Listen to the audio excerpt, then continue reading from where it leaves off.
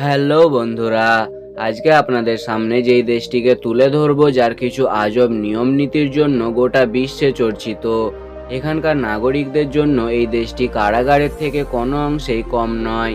এদেশের 70% মানুষই নাস্তিক। এখানকার নাগরিকরা নিজেদের ইচ্ছায় কিছুই করতে পারে না। তাদের থাকা খাওয়া থেকে শুরু করে চুলের ডিজাইনটাও তাদের সরকারের নিয়মেই করতে হয়।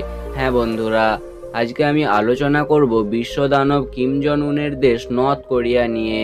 তাহলে চলুন আজকের এই আলোচনা পর্বটি শুরু করা যাক। এশিয়া মহাদেশের পূর্ব প্রান্তে 25 মিলিয়ন জনসংখ্যা নিয়ে অবস্থিত নর্থ কোরিয়া। এর পার্শ্ববর্তী দেশগুলি হলো জাপান, চীন ও সাউথ কোরিয়া। 1910 সাল থেকে 1945 সাল পর্যন্ত এই দেশটি জাপানের কাছে পরাধীন ছিল। তারপর দ্বিতীয় বিশ্বযুদ্ধে জাপানের হারের সুযোগে কোরিয়াও স্বাধীন হয়ে যায়। সেই সময় পর্যন্ত সাউথ কোরিয়া ও নর্থ কোরিয়া একটি দেশ ছিল। 1950 সালের কোরিয়ার গৃহযুদ্ধের কারণে এরা দুটি দেশে বিভক্ত হয়ে যায়। নর্থ কোরিয়ার শাসক হলেন তানাশাহি কিম জন উন। আমাদের দেশের মতো নর্থ কোরিয়াতেও 5 বছর অন্তর নির্বাচন হয়, কিন্তু প্রতিবারই কিম জনই শাসক হন, কারণ প্রাণের ভয়ে তার বিপক্ষে নির্বাচনে দাঁড়ানোর কেউ সাহসই পায় না। এখানকার 70% মানুষই বেধর্মী। তাদের চোখে কিম জনই তাদের ভগবান। কিম জনের বাবা ও দাদু ছিলেন নর্থ কোরিয়ার বীর স্বাধীনতা সংগ্রামী, তাই এখানকার মানুষেরা তাদের মন থেকে শ্রদ্ধা করেন। আর কিম জনের কড়া আদেশ অনুযায়ী সেখানকার প্রতিটা বাড়িতে তার বাবা ও দাদুর ছবি টাঙানো বাধ্যতামূলক। এদেশের মানুষদের সোশ্যাল মিডিয়া চালানো ও গাড়ি চালানো এসব স্বপ্নের মতোই লাগে, কারণ এখানকার সাধারণ মানুষদের জন্য ইন্টারনেট ও গাড়ি সম্পূর্ণ ব্যান্ড।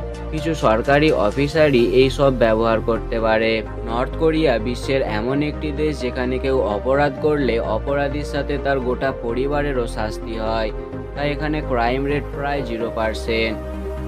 কিম জন অপরাধীদের খুবই কঠিন শাস্তি দেয়, তাই ক্রাইম করার কেউ সাহসই পায় না।